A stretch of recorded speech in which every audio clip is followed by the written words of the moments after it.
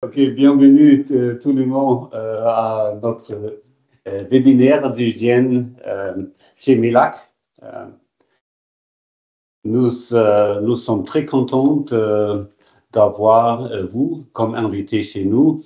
Et permettez-moi de vous présenter mes collègues. Voici mon collègue Julien Pearson, ma collègue Asliane Varol. Et aujourd'hui, nous avons le grand privilège et le grand plaisir d'accueillir le docteur Didier Glachon chez nous. Merci. Bonjour, docteur.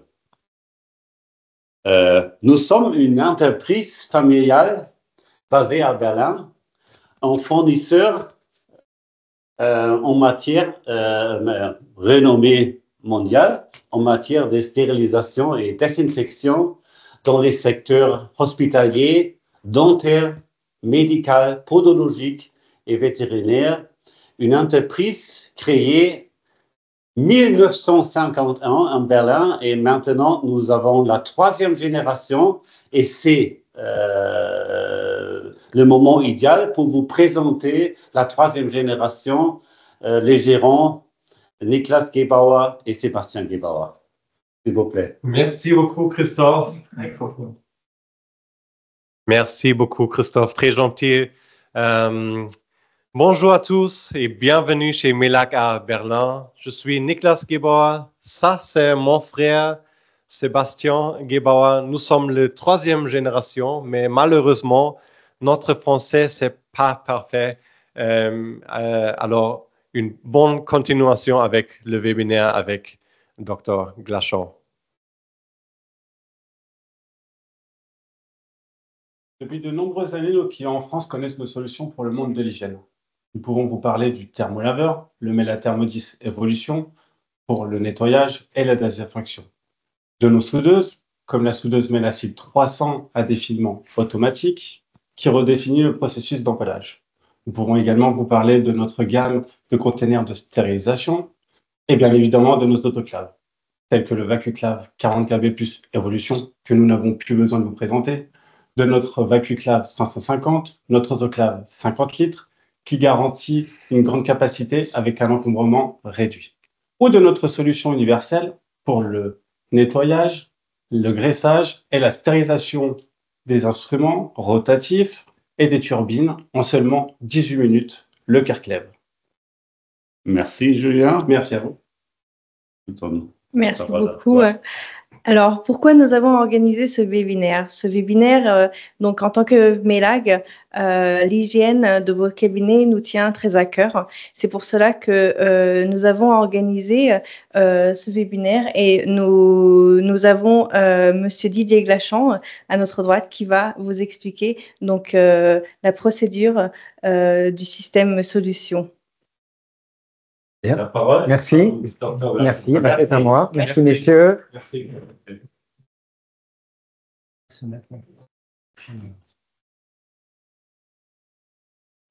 La flèche.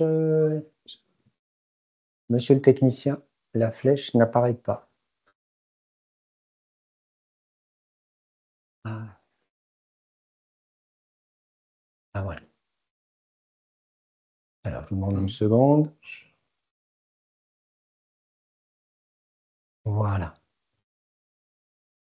Bien, bah écoutez, soyez les bienvenus, hein, toutes et tous, à ce webinaire sur l'hygiène et la stérilisation en cabinet dentaire. On va organiser la présentation en 2 parties. Une première partie avec un PowerPoint qui va durer 1 heure à 1h15 en fonction de mon déroulé de parole. Et puis une deuxième partie avec des questions, bien sûr, hein, que l'on prendra, que vous pouvez poser tout au long de la présentation et que l'on prendra ensuite à la fin. On va se réserver un quart d'heure à 20 minutes. Si vous avez des questions, bien évidemment, elles seront les bienvenues.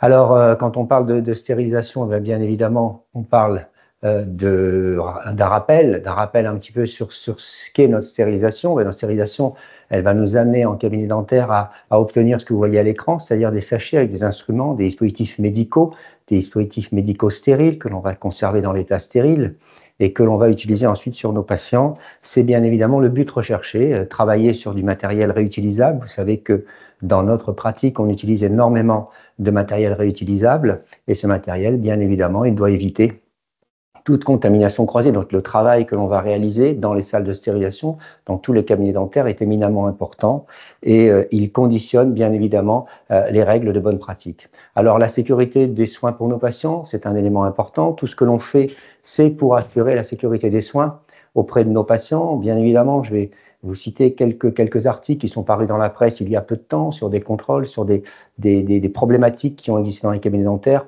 Alors la peur du gendarme, bien sûr, elle est là, mais le travail que l'on réalise, le travail que vous réalisez, vous qui m'écoutez aujourd'hui, assistante dentaire, chirurgien dentiste, principalement et bien évidemment, c'est à direction de nos patients, permettre à nos patients d'obtenir des soins en totale sécurité. Alors, qu'est-ce que l'on voit, qu'est-ce que l'on a dans notre cycle de sté? Eh bien, la stérilisation, c'est ça, c'est ce cycle qui paraît à l'écran, que beaucoup connaissent aujourd'hui, hein, je l'espère, avec le cycle qui va du patient X jusqu'au patient Y, avec ce matériel qui va suivre différentes phases, des phases qui devront être maîtrisées, des phases qui devront être maîtrisées aussi bien dans leur durée que dans leur technicité et dans le matériel que l'on utilise. Et puis, je rappellerai tout au long de cette présentation que la qualité du matériel, bien sûr, est extrêmement importante, mais l'usage que l'on en fait l'est encore plus et très honnêtement, la seule qualité de matériel ne suffit pas, même si j'ai l'occasion aujourd'hui de visiter une usine qui fabrique du très bon matériel, bien évidemment. Alors, quelques documents rapides. Hein. Récemment, on a eu des articles dans la presse qui ont montré des contrôles ARS sur des défauts de stérilisation, des patientèles qui doivent être avertis, qui doivent même pratiquer des prises de sang pour vérifier qu'il n'y a pas eu de contamination croisée. C'est des documents qui datent de 2023. Un autre qui date de 2022 avec un rappel de 5000 patients. Et puis, il y en a eu encore récemment avec un dentiste suspendu pour problème d'hygiène. Donc, le travail et le suivi, il est extrêmement important. Et bien évidemment, on n'a pas un travail que l'on va réaliser uniquement par la peur du contrôle. On va le faire pour la qualité de nos patients.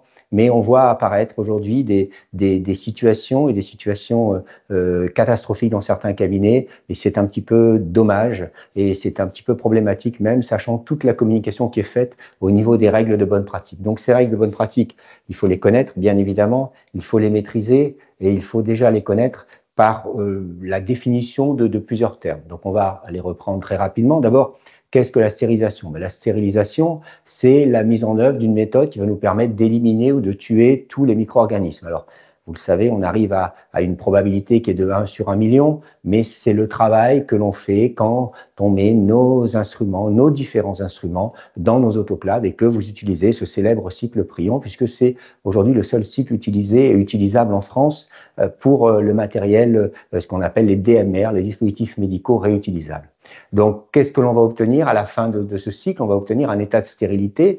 Tant que vous gardez la porte de votre autoclave fermée, l'état de stérilité est maintenu. Dès que vous ouvrez la porte de votre autoclave, l'état de stérilité va disparaître et il ne pourra être maintenu que par un conditionnement, c'est-à-dire un emballage qui soit correctement réalisé, qui soit hermétique et qui soit correctement conservé. Je le rappelle. Donc, bien évidemment, première règle, stériliser ces instruments en ne les mettant pas sous sachet ou en ne les mettant pas sous conteneur. Bien évidemment, c'est une problématique puisque dès que vous allez ouvrir la porte de votre autoclave, vous allez perdre cet état de stérilité. Et ça, c'est quelque chose que je me permets de rappeler parce que c'est souvent des éléments qui sont un petit peu discutés par certains, enfin du moins dans certains cabinets. Alors l'état stérile, lui, c'est une norme, hein, c'est une norme européenne et ENF, bien sûr.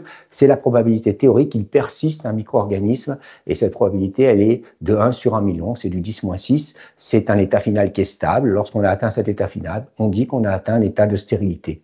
Et bien évidemment, la stérilisation, c'est aussi un état qui va nous demander, ou plutôt c'est un système qui va nous demander une qualification. Et cette qualification, c'est ce qu'on appelle un procédé spécial. Ça veut dire quoi? Ça veut dire que lorsque vous stérilisez et lorsque vous contrôlez votre stérilisation, vous ne pouvez pas contrôler un produit fini et vous ne pouvez pas faire un contrôle final de ce produit parce que il faudrait ouvrir les sachets. En ouvrant les sachets, vous allez détruire tout ce que vous allez créer au niveau de stérilisation, de la stérilisation, et vous perdrez l'état de stérilité. Donc la seule chose que l'on peut contrôler, eh bien, ça va être l'ensemble des étapes, l'ensemble des procédures, l'ensemble des process que vos instruments ont suivis. Est-ce que les instruments, les dispositifs médicaux ont suivi l'ensemble des étapes? Est-ce que chaque étape s'est déroulée correctement? Est-ce qu'au final, on obtient quelque chose qui nous permet de garantir la qualité du produit fini. C'est ça qui est extrêmement important. C'est pour ça que, j'en parlerai à la fin, mais on doit avoir dans chaque stérilisation et dans chaque salle de stérilisation, on doit avoir des protocoles, des procédures écrites, on doit avoir un cahier des charges bien précis de ce que l'on fait, de comment on le fait, avec quoi on le fait et comment on gère les dysfonctionnements. Sinon, c'est de l'amateurisme, c'est-à-dire que l'on va réagir au coup par coup et on n'aura pas de procédure anticipée. Donc j'insiste, je sais que les gens qui m'ont fait le plaisir de me faire venir ou qui me connaissent savent que j'insiste toujours là-dessus en disant qu'il faut toujours un plan B et que tout doit être écrit et que tout doit être planifié à l'avance pour éviter qu'il y ait ce qu'on appelle l'intuita personae, avec quelquefois de mauvaises décisions qui peuvent être prises. Donc, la stérilisation, c'est aussi un cycle continu. On n'arrête pas un cycle de stérilisation, on n'en fait pas une partie, puis ensuite on laisse les instruments sur le plan de travail, et puis on revient en fin de matinée parce qu'on aura perdu l'état de propreté. Je vois très souvent des instruments lavés qui sortent du laveur, on les laisse sur un plan de travail, et ensuite on va revenir pour les mettre sous sachet peut-être 1 heure, 1 heure et demie après, en plus souvent avec des stérilisations dont les portes ne sont pas tenues fermées, avec un encombrement et une pollution aérienne extrêmement importante, ça n'est pas possible. Donc la stérilisation, c'est un cycle continu, c'est une succession de processus qui vont être reproductibles, j'insiste sur le terme reproductible, et tracés. Une fois que l'on a défini ces règles, on peut se dire qu'on a déjà une base solide qui va nous permettre de créer une procédure qui soit une procédure opposable, une procédure que l'on pourra présenter, que l'on pourra justifier. C'est ça qui est extrêmement important. Donc, j'insiste sur le fait que dans une stérilisation, on doit retrouver bien sûr du matériel, bien sûr une structure, on va en parler, mais bien sûr aussi des écrits, des textes, des procédures, des protocoles qui nous permettent de bien comprendre ce que l'on fait, où on le fait et comment on le fait avec quel matériel.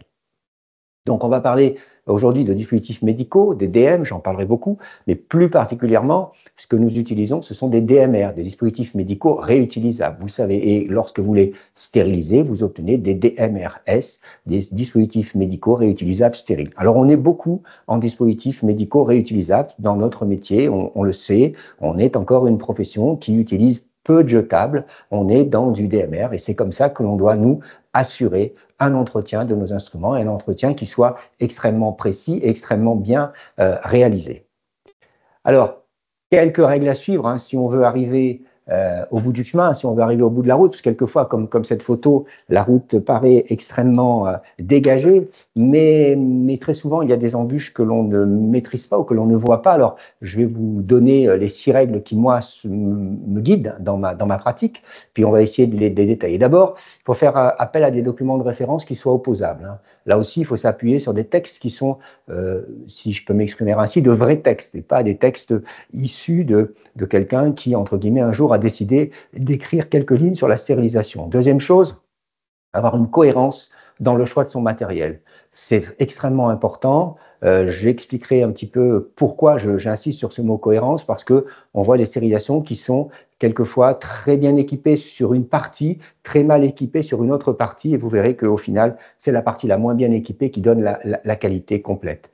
Troisième point, mettre en place une procédure reproductive. Je viens d'expliquer un petit peu ce à quoi je m'astreins, et là, je détaillerai un peu plus, bien sûr. Quatrième point, pardon, j'ai été un petit peu trop vite. Quatrième point, contrôler en routine son matériel, parce que tout vieillit, tout matériel peut dysfonctionner, tout matériel peut fonctionner d'une manière incorrecte, et si on n'assure pas un contrôle en routine, eh bien on fait confiance à quelque chose qui ne fonctionne pas comme il devrait fonctionner, et malheureusement, quelquefois, le réveil est un petit peu douloureux. Et puis, dernière chose, avant-dernière chose, auditer régulièrement ces procédures. Bien sûr que l'audit régulier est important, même si on pense bien faire les choses, parfois on va découvrir des éléments un petit peu restés dans l'ombre et que l'on va clarifier très clairement. Et puis la dernière ligne que je détaillerai, ben, c'est éliminer les fausses certitudes ou, comme je dis, les mauvaises habitudes qui sont souvent très prégnantes dans certains cabinets et contre lesquels il faut lutter. Alors, première règle, faire référence à des documents opposables. Bien, d'où viennent-ils ces documents? Bien, ils viennent de la HAS, ils viennent de la DGS, Direction Générale de la Santé, de l'ARS, de l'ADF ou de l'ordre, de notre ordre, qui publie beaucoup, qui reprend des textes hein, et qui assure un maintien des règles de bonne pratique dans notre métier. Ces règles doivent être connues. Alors, quand je dis connues, on ne doit pas connaître uniquement les titres, hein, comme parfois j'entends des personnes annoncer des titres ronflants ou des termes assez ronflants. On parle de marche en avant. J'entends énormément de personnes dire oui, la marche en avant, sauf que dès que je rentre dans la stérilisation, la marche en avant, je ne sais pas trop où elle est, mais on connaît le terme. Donc, il faut faire attention à tout cela. Alors, Quels sont les premiers documents? On va les voir, mais d'abord, je rappelle quand même une loi, hein, ce monsieur italien, qui n'est pas du tout du dentaire d'ailleurs, qui avait défini une règle très simple, hein, que c'est toujours plus facile d'avancer une idée et une bêtise, et c'est beaucoup plus rapide que de lutter contre. Donc, je vois aussi beaucoup de cabinets dentaires où on a modifié une règle, on a modifié un principe qui était bon, simplement parce qu'on a entendu au coin d'un couloir ou au coin d'un stand de l'ADF que finalement, telle ou telle pratique, c'était plus la peine de les faire. Attention, attention, c'est très compliqué parfois de revenir en arrière. Donc, quand on a des bonnes pratiques, avant de les changer, il faut savoir d'où ça vient, d'où l'information vient. Est-ce que des textes ont été écrits? Est-ce que ce sont des textes de référence? Ou est-ce que simplement c'est une élucubration de quelqu'un qui un jour a décidé de simplifier la procédure? Alors, la diapositive arrive. Donc, quels sont ces documents? Il y a le guide de 2006, hein, qui est extrêmement important, avec ce célèbre schéma que tout le monde connaît, je l'espère, aujourd'hui. On nous parle en 2025, normalement, d'un nouveau guide de prévention. Alors, c'est pas normalement, il va arriver. Pour avoir pu échanger avec des personnes qui sont en charge de ce guide, il est écrit presque, et il devrait arriver. Je veux pas de détails là-dessus, sur l'intitulé pour l'instant, mais je sais qu'il sera là. On espère peut-être à l'été ou peut-être à l'ADF, en tout cas, peut-être des choses qui vont se modifier, des choses qui vont s'améliorer, entre guillemets, ou être un petit peu plus contraignantes. On verra tout cela. En tout cas, ce qui est sûr, c'est qu'un professionnel chirurgien dentiste ou assistant dentaire doit se tenir et devra se tenir informé de tout cela. Ensuite, il y a la grille technique de 2011 et celle de 2015, qui sont des grilles importantes, surtout celle de 2015 reprise par l'ADF. C'est quand même un document de référence utilisé par les ARS, avec toutes ces questions, ces 75 questions, et notamment dans ces 75 questions, les 19 points indispensables à la sécurité des soins. Je suppose que toutes les personnes qui m'ont fait l'honneur de venir à notre rendez-vous aujourd'hui sont au fait de ce document. C'est un document important, il faut bien le lire, il faut pas simplement le parcourir comme certains le font, il faut vraiment le lire dans le détail. Très souvent, les réponses à vos questions sont dans ce document, même s'il date de 2015, et il est extrêmement important de l'avoir à l'esprit. Puis il y a eu la période Covid avec différents documents.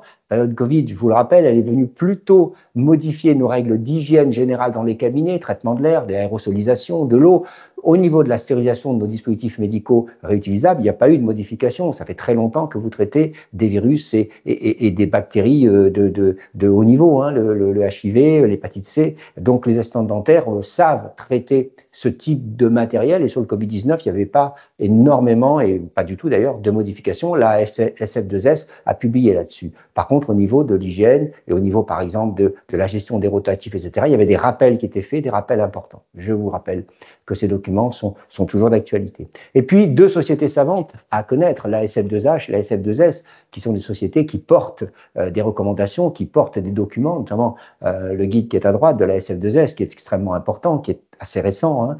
Il date de 2022 et il permet de reprendre les bonnes pratiques en stérilisation, de vérifier, de contrôler. Pour ceux qui ne l'ont pas, on peut aller sur les sites, s'inscrire et télécharger ces sites. C'est vraiment très intéressant quand on veut vraiment progresser sur ces deux secteurs.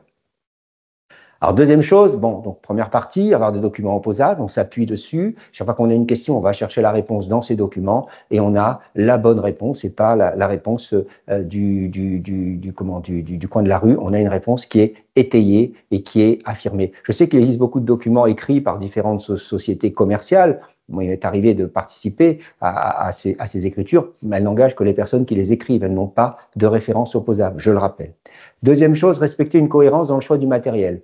Alors là, il y a deux notions qui sont importantes pour moi. Il y a le temps de récupération des instruments, des DMR, et il y a la notion de performance globale. Temps de récupération, c'est le temps que va mettre un instrument quand il sort de la bouche d'un patient souillé pour revenir dans la bouche d'un autre patient en totale sécurité. Là aussi, on va voir que la stérilisation et l'organisation que vous faites à l'intérieur de votre cité est extrêmement importante. Parfois, on a des personnes qui lavent beaucoup, mais qui n'ont pas assez d'autoclave pour arriver à avoir une stérilisation qui puisse être au même niveau que le lavage ou inversement. Donc, le temps de récupération, il faut l'étudier et il faut vraiment essayer de le réduire à minima en fonction de ce qu'on a. C'est pas la peine d'acheter du matériel et d'acheter du matériel simplement parce qu'on a une mauvaise organisation avec, par exemple, des cycles de sté qui partent trop tardivement ou trop peu de cycles de sté dans la journée, comme je vois souvent. La notion de performance globale, on va la détailler. Eh bien, c'est la valeur générale de tout ce que vous faites. la valeur générale, elle n'est pas liée uniquement à un matériel ou à un secteur de la salle de stérilisation. Ça commence dès la pré-désinfection dans le cabinet et ça se termine au niveau de la qualité du stockage.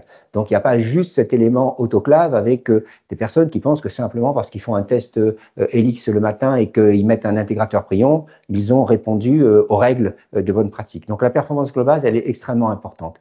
Donc, automatiquement, qu'est-ce qu'on a quand on fait une chaîne de sté? La chaîne de sté, c'est un tube avec une lumière. Dans ce tube, vous avez la progression de vos dispositifs médicaux.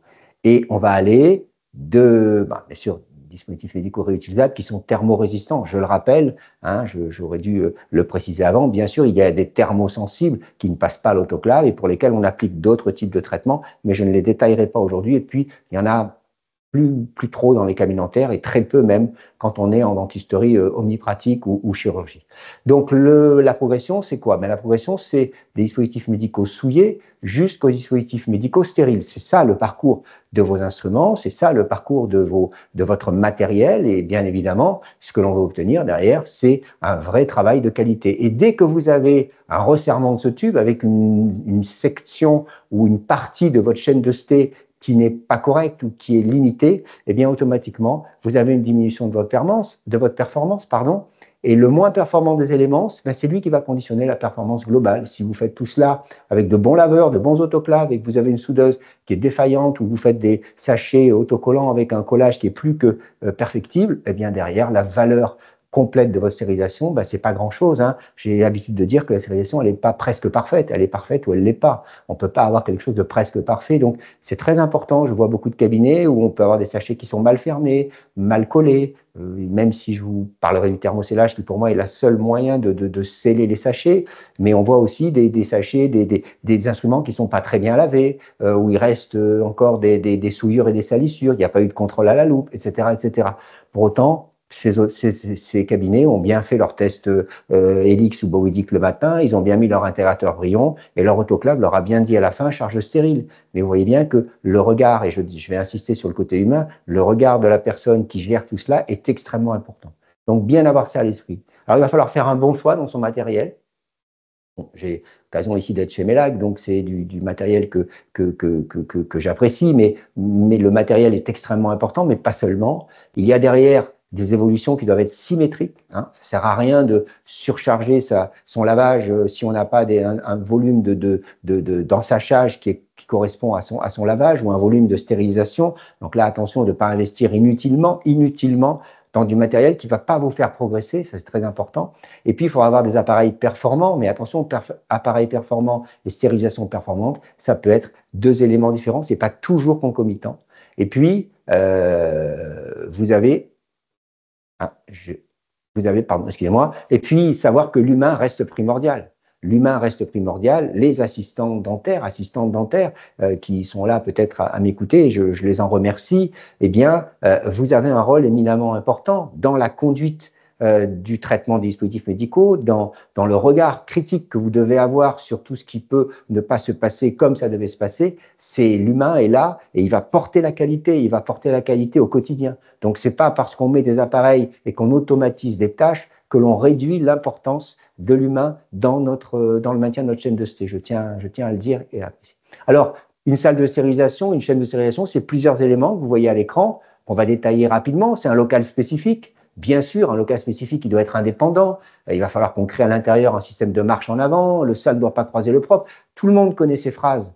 Mais sauf que dès que l'on commence à rentrer dans une sté, ou parfois, lorsqu'on rentre dans une sté, dans un moment de rush, là où tous les cabinets sont occupés, beaucoup de patients, il y a eu des interventions, etc., quelquefois, on connaît la phrase, mais ce n'est pas réellement ce que l'on voit. Donc attention à cela. Et j'insiste bien, j'en parlais tout à l'heure, le volume, la surface d'une stérilisation est importante.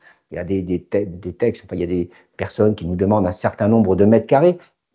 Moi, ça ne me gêne pas. Mais par contre, les surfaces de plan de travail que vous utilisez sont encore plus importantes. On peut avoir des stérilisations qui font 12-15 mètres carrés et qui parfois sont tellement tarabiscotées qu'on n'a pas assez de plan de travail pour avoir une vraie séparation des différentes zones de travail. Donc là, attention, c'est très beau de faire j'ai vu des stés en arrondi, c'est très esthétique, c'est magnifique, mais le problème, c'est qu'on est dans une pièce de travail. Et pour moi, une sté, c'est rectangulaire et c'est un endroit où on va positionner 2 plans de travail opposés, sales et propres, et ça va nous permettre de travailler très correctement et très facilement. Deuxième chose, ça va être des matériaux non poreux, lessivables. On sait qu'il faut des plafonds étanches, qu'il faut des luminaires qui soient étanches, des sols souples. Tout ça, aujourd'hui, je pense que c'est connu de tout le monde. On évite les carrelages au mur, bien sûr, les carrelages au sol. On fait quelque chose de simple, quelque chose qui soit fonctionnel. On n'a pas besoin non plus aujourd'hui de mettre autant de meubles hauts. Du côté sale, on ne met plus de meubles hauts. On ne peut rien stocker du côté sale et du côté propre. Pas trop non plus, on doit stocker en fin de sortie de sté, donc attention, c'est pas la peine d'investir dans des dizaines et des dizaines de meubles hauts qui vont coûter très cher et qui en plus vont être un endroit où on va stocker des choses qui sont normalement à stocker ailleurs. D'accord? Donc ça, c'est très important. Ensuite, il va falloir du matériel, mais là-dessus, vous allez vous équiper. Vous allez vous équiper avec, en fonction de vos moyens, en fonction aussi du ressenti que vous avez de ces différents matériels, des gens qui vous les proposent. Et j'espère que vous choisirez du bon matériel, du matériel qui a un certain recours. Je rappelle aussi qu'il faudra qualifier tous les appareils normés. La qualification, c'est le début d'un usage d'un appareil normé, c'est-à-dire l'usage de sondes sur les autoclaves ou même de tests sur les laveurs ou sur les soudeuses. Alors, qu'est-ce que sont les appareils normés? Eh bien, les appareils normés, les voilà. Voilà des appareils normés, des laveurs en haut, une soudeuse, un autoclave. Tous ces appareils-là, ils sont construits suivant des normes de fabrication qui sont des normes qui sont contraignantes pour le fabricant. Mais nous avons derrière des normes utilisateurs qui nous obligent à les qualifier avant de les utiliser, simplement pour vérifier qu'ils fonctionnent correctement, comme le fabricant nous dit les avoir construits, et c'est extrêmement important.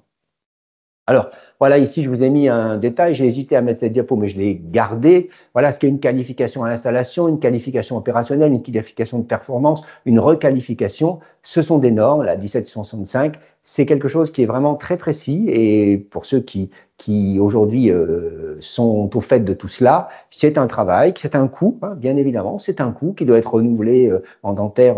Il y a une tolérance, c'est tous les 1000 cycles ou tous les 2 ans, mais bien évidemment, c'est quelque chose qui est extrêmement important. Si messieurs de la technique m'écoutent, s'ils peuvent venir, parce que j'ai des écrans qui apparaissent sur mon écran et comme c'est en allemand, j'ai une difficulté à les comprendre. Voilà, je vous remercie et je continue. Alors, là, nous avons une petite précision. Est-ce que quelqu'un m'entend au niveau de la technique? Mon autoclave.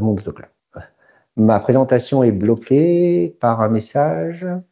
Est-ce que quelqu'un m'entend? Je vais essayer de me débrouiller. Voilà, donc on continue. Donc il faudra aussi, bien sûr, un logiciel de traçabilité qui soit un logiciel intégré ou juxtaposé. Moi, personnellement, je préfère.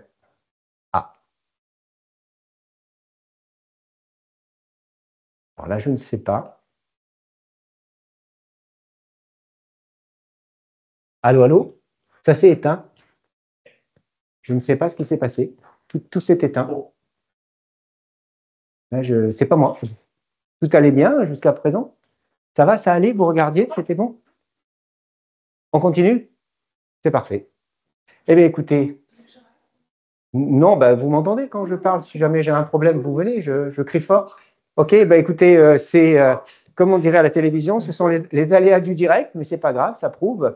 Alors, logiciel de traçabilité, bien sûr, qui est extrêmement important, qui va nous permettre d'assurer aussi le suivi de ce que l'on fait, parce que c'est bien de faire les choses, mais c'est bien aussi d'avoir tous ces éléments de suivi. Il va nous falloir derrière une procédure générale qui va nous identifier la chronologie des différentes étapes, le parcours. Vous savez que c'est très important en fonction de l'architecture de votre cabinet. Moi, je ne sais pas. Vous avez des stérilisations centralisées, des stérilisations indépendantes pour chaque cabinet. Si vous avez des bureaux indépendants, etc., etc. Donc, bien évidemment, et puis en fonction du matériel que vous utilisez, est-ce que vous avez des laveurs X ou Y, c'est pas les mêmes usages, c'est pas les mêmes boutons, c'est pas les mêmes programmes. Donc tout ça, ça doit être détaillé. Et puis derrière, vous aurez après la procédure générale, les protocoles, c'est-à-dire les modes opératoires détaillés pour chaque étape. C'est quelque chose qui est assez facile à faire. Ça va être la colonne vertébrale de votre cabinet dentaire, sera spécifique à chaque cabinet. Ce sera remis au goût du jour en fonction du matériel que l'on achètera, du matériel que l'on va modifier, que l'on va peut-être changer au bout d'un certain temps. Ça, c'est extrêmement important d'avoir ce cahier de protocole et les gens avec qui je travaille le savent, j'insiste toujours là-dessus, c'est extrêmement important. Voilà un petit peu ce que l'on fait. On fait un cahier avec une liste de documents. On fait à côté une procédure générale et puis ensuite on va faire des protocoles particuliers. Les protocoles, les listes de documents, ben c'est quoi? C'est un peu comme ce pont, vous voyez, ça va nous permettre de passer la rive, c'est-à-dire d'un côté on détaille et on met en place énormément de choses, de l'autre côté on les identifie par nos protocoles, par nos procédures générales. Ça va nous permettre de suivre le trajet de notre matériel et surtout les étapes que notre matériel aura respecté. C'est extrêmement important d'avoir ce genre de choses. Alors, donc dans une sérialisation, moi j'aime bien les sérialisations en angle. Pourquoi j'entends souvent des personnes me dire il faut 2 portes dans une salle de sté. Oui, on peut mettre 2 portes, mais à partir du moment où on a une architecture qui permet réellement d'avoir une vraie marche en avant avec une entrée et une sortie, mais une porte déjà correctement fermée avec un système électrique qui va permettre de la garder fermée, c'est déjà très bien. Moi, j'aime bien travailler avec un plan de travail sale, un plan de travail propre, ça évite les mélanges. On peut travailler en L aussi, on peut travailler en U. Voilà, je vous donne juste un exemple. Ce qui est très important, comme je le disais tout à l'heure, eh bien, c'est de bien à mélanger la surface de la sté et pas confondre la longueur des plans de travail. Une longueur de plan de travail, c'est la capacité à positionner ces instruments avec un certain espace entre les zones de travail. Alors, plus vous avez de cabinets, plus vous êtes dans des cabinets dentaires avec 5, 6, 7 fauteuils, plus il vous faudra des longueurs de plan de travail un peu plus importantes parce qu'il vous faudra un peu plus de matériel pour traiter, enfin matériel de stérilisation pour traiter votre matériel dentaire, bien évidemment. Mais déjà à la base, dans un cabinet classique, il faut quand même avoir une surface qui soit suffisamment cohérente pour que tout ne se mélange pas et qu'on n'ait pas de non-séparation entre les différentes étapes. On ne peut pas avoir la mise sous sachet qui côtoie le laveur alors qu'on a à côté des instruments sales qui arrivent et qui vont être juste à côté des instruments que l'on est en train de mettre sous sachet. Il faut qu'il y ait un vrai espace. Et d'ailleurs, il faudra un contrôle à la loupe, donc il nous faudra un espace. Alors, qu'est-ce qu'on met du côté de la zone sale ou de la zone humide? Eh bien, on met une poubelle pour les DAOM. Hein. Je rappelle que les DASRI, eux, sont triés au plus près de la zone de travail, les DASRIA maintenant, comme on doit les appeler.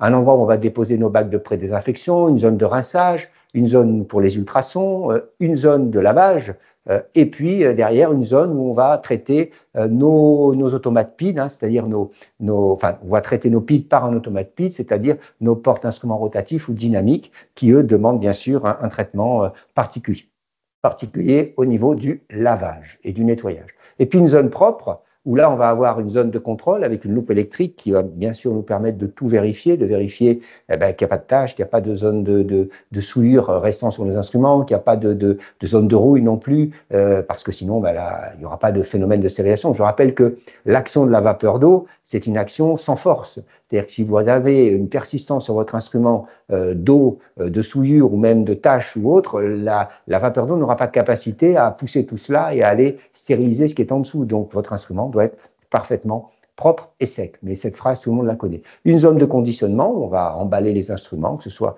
sous conteneur, sous sachet, une zone de stérilisation, une zone de sortie de sté, très bien identifiée, on ne mélange pas tout, et puis une zone de traçabilité parce que on a fait les choses correctement. Et on va devoir apposer sur nos sachets, sur nos conteneurs et autres, des éléments de traçabilité qui vont nous permettre de suivre nos instruments et de faire une vraie traçabilité ascendante et descendante.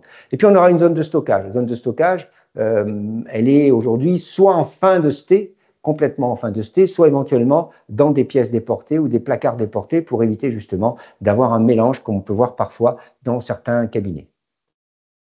Troisième point, il va falloir concevoir une procédure générale qui soit reproductible. Et reproductible veut dire cohérente. Ce n'est pas la peine d'écrire un roman en 10 tomes si on n'est pas capable d'appliquer les 2 premières pages. Donc, il faut faire quelque chose qui soit cohérent par rapport à votre cabinet, par rapport à votre pratique Quand on a une pratique en bac et cassette, on aura sûrement une procédure plutôt en cassette, on aura une procédure qui sera un petit peu différente. On regroupe les instruments, on a moins de traçabilité, on a des systèmes de trempage un peu différents. Si on travaille à l'instrument avec juste la mise sous sachet à l'unité, on aura peut-être une procédure un petit peu différente. Globalement, on respectera les mêmes règles, c'est-à-dire qu'on va partir de la pré-désinfection et ensuite on va arriver à nettoyage, conditionnement, stérilisation avec quelques petites étapes intermédiaires, le contrôle et la traçabilité, et on finit par le stockage. C'est ce que l'on doit voir dans tous les cabinets, ce qu'on doit être en capacité d'identifier lorsqu'on rentre dans un cabinet, qu'on voit une salle de sté et qu'on voit le parcours des instruments. C'est extrêmement important et ça doit toujours être très clair. C'est quelque chose qui doit vous parler et quelquefois, quand on est dans ces murs, quand on est dans ces habitudes, on peut très bien passer un peu à côté de certains dysfonctionnements parce qu'on a tellement l'habitude de les voir qu'on ne les identifie plus du tout. Donc, qu'est-ce qui se passe? La pré-désinfection, où est-ce qu'on doit la faire?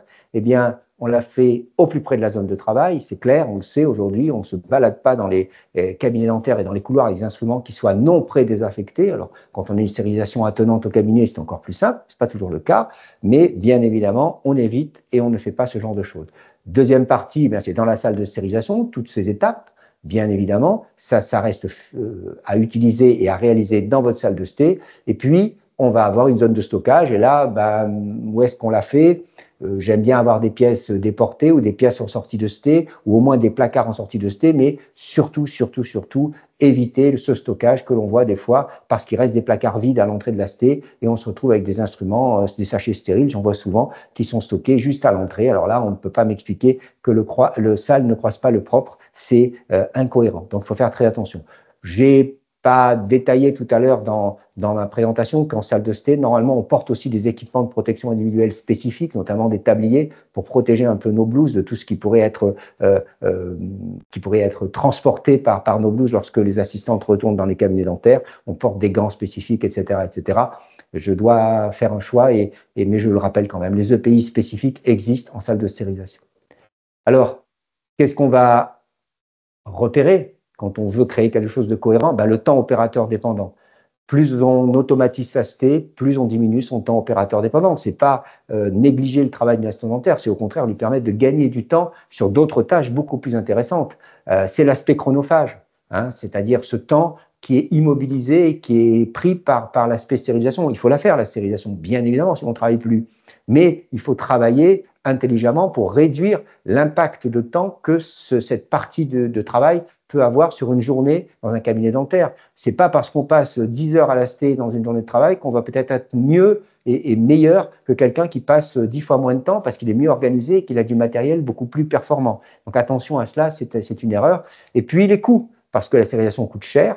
Donc, bien évidemment, quand on fait partir un laveur, il ne faut pas qu'il parte à moitié plein. Sinon, pour moi, il part à moitié vide avec des produits qui vont coûter très cher. Et finalement, derrière, on se retrouve avec des coûts très élevés pour un résultat qui n'est pas pertinent. Donc, il va falloir étudier tout cela. Et quand on parle de pertinence d'achat, ça ne sert à rien de vous équiper avec un laveur de grand volume si vous n'avez qu'un cabinet avec un seul fauteuil dentaire et que vous avez préféré faire 2 cycles d'autoclave en utilisant des laveurs plus petits. Vous irez plus vite, vous consommerez moins de produits, vous aurez plus de flexibilité et vous récupérez votre matériel beaucoup plus vite. Donc là, vous allez attendre que votre laveur soit plein, donc il va falloir acheter du matériel, vous allez garder du matériel qui va sécher, etc., etc. Donc, aucun intérêt. Donc, bien évidemment, tous les matériels sont des matériels performants, mais encore faut-il qu'ils soient adaptés à votre pratique et au volume de votre cabinet dentaire et au volume du matériel que vous allez traiter. Alors, les phases, la pré-désinfection, je le rappelle, j'espère que les personnes qui sont là sont des personnes qui sont au fait de ce genre de choses. On va immerger les instruments, on va se rappeler une chose importante, c'est qu'un DM neuf n'est pas un DM propre. Donc, il faut le nettoyer, le pré-désinfecter, le nettoyer et ensuite le stériliser, que ce soit les limes ou que ce soit d'autres éléments comme les fraises qui ne sont pas stériles pour certaines, bien évidemment. Et puis ensuite, rappel, on utilise des produits qui sont détergents désinfectants sans aldéhyde, on le sait. Et puis, vraiment, la chose importante, c'est de bien respecter le pourcentage de dilution de votre produit par rapport au temps de contact que vous utilisez et que vous maintenez. Des fois, on me dit, en dentaire, c'est 10 minutes, c'est 15 minutes. Oui, peut-être. Regardons notre produit. Il y a des produits qui vont vous demander, avec une dilution spécifique, un temps de contact de 5 minutes. À partir du moment où vous appliquez cette dilution, aucun problème pour utiliser les 5 minutes. Vous respectez les règles et vous respectez ce que le fabricant de votre produit a décrit comme utilisation. Donc là-dessus, il ne faut pas du tout se braquer. Moi, j'entends les gens dire, ah oui, mais c'est 15 minutes en dentaire. Ça ne veut pas dire grand-chose en fonction du produit et en fonction de la dilution. Regardez bien les notices, regardez bien tout ce que vous utilisez au niveau de vos notices et vous verrez qu'il y a des dilutions qui sont parfois différentes en fonction des produits que l'on utilise et c'est extrêmement important d'adapter la dilution à ce dont on a besoin. Ce n'est pas la peine de consommer les produits pour avoir un temps de contact de 5 minutes si derrière, finalement, vous laissez tremper vos instruments 15 minutes. Voilà, ne faites pas d'erreur. La présinfection des rotatifs, eh bien, le Comidan a sorti un document qui date de 2012, mais qui est toujours là, sur lesquels beaucoup s'appuient. Seulement, ils oublient de dire une chose, hein, c'est qu'évidemment, on parle du trempage, on dit qu'il ne faut pas tremper les instruments, que ça les corrode, etc., etc. Donc, il y a une technique qui est décrite à droite de ce qu'il faut faire avec l'emballage, le nettoyage externe, et ensuite passage direct dans un automate pit. Par contre, à la page 8, il est bien écrit que cette étape-là doit être faite très vite, après l'utilisation de l'instrument. Donc, il faut lire les choses, hein, c'est écrit. Je rappelle aussi qu'il y a des purges, même si aujourd'hui, ce n'est pas le but de ma présentation, mais vous devez réaliser des purges de 30 secondes à la fin de chaque séance pour renouveler un petit peu tous les fluides qui se trouvent dans vos rotatifs et permettre ainsi à votre appareil automate pit de travailler d'une manière très facile, puisqu'il n'y aura pas normalement trop de séchage, de souillure et de salissure. Alors, le rinçage devra être abondant, suffisant, hein, il faut absolument bien rincer. Le plus souvent en cabinet, c'est avec de l'eau du réseau. On parle d'eau déminéralisée ou faiblement minéralisée. Moi, ce que je vois, c'est plutôt de l'eau du réseau et c'est plutôt quelque chose qui est déjà fait. Je rappelle que le trempage, le simple trempage, n'est pas suffisant. Hein. La simple immersion n'est pas suffisante. Il faut un rinçage, donc il faut avoir des bons robinets, des cuves importantes, pas la peine d'investir non plus dans des robinets à 500 €. On trouve ça dans des grands commerces de robinetterie et ça marche très très bien et ça fonctionne très très bien. Alors, ensuite, on passe à la phase nettoyage, où là, on va avoir une succession de process. On élimine les souillures. Je rappelle que la prédésinfection, on n'élimine pas les souillures. On va simplement diminuer la charge bactérienne, mais on ne touche pas aux instruments. On va juste les immerger, les tremper, garder une humidité sur les souillures et les salissures, diminuer la charge bactérienne. Et c'est ensuite, dans la phase de nettoyage, que l'on va éliminer ces souillures, diminuer les micro-organismes, éviter la formation du biofilm, qui est extrêmement importante. C'est comme ça qu'on va appliquer les 4 temps hein, du cercle de Sinner, hein, Herbert Sinner, qui était un monsieur qui n'était pas du dentaire d'ailleurs, et qui a défini l'action mécanique, chimique, thermique et le temps d'action. Et chaque fois qu'on a une action qui est absente ou diminuée, eh bien, les autres facteurs doivent être augmentés. Mais ça, c'est quelque chose que vous appliquez très correctement. Quand je vois encore des personnes utiliser une carte métallique, eh bien, c'est parce qu'on va compenser un temps d'action par une action mécanique beaucoup plus importante. Bien sûr, hein, ça nettoie bien la carte métallique, mais ça fait tellement de micro-rayures dans les instruments que ça crée des endroits où les micro-organismes vont se mettre. Alors effectivement, j'entends des gens me dire « Ah, mais sans la carte métallique, ça ne se nettoie pas. » Il faudra peut-être utiliser d'autres produits ou utiliser un temps d'action un petit peu plus long ou tremper ces instruments un petit peu plus tôt.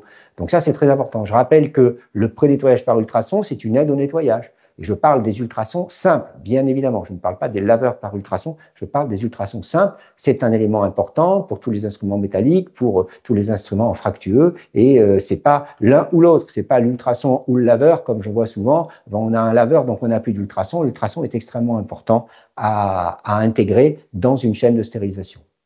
Alors, le nettoyage, il va se faire soit en système automatisé, avec du matériel qui va être normé. Hein, il y a une norme, il y a des laveurs, comme vous voyez, des laveurs par ultrasons. Là, ce ne sont pas que des ultrasons, ils font un lavage complet, ils sont normés, il y a une reproductibilité, c'est non opérateur dépendant, c'est-à-dire que quelle que soit la personne qui appuie sur le bouton, bien, si on a choisi le bon programme, on est certain qu'au bout, ça fonctionnera correctement. Et puis, il y a une méthode, on va dire, qui est une méthode en substitution aujourd'hui, c'est le nettoyage manuel.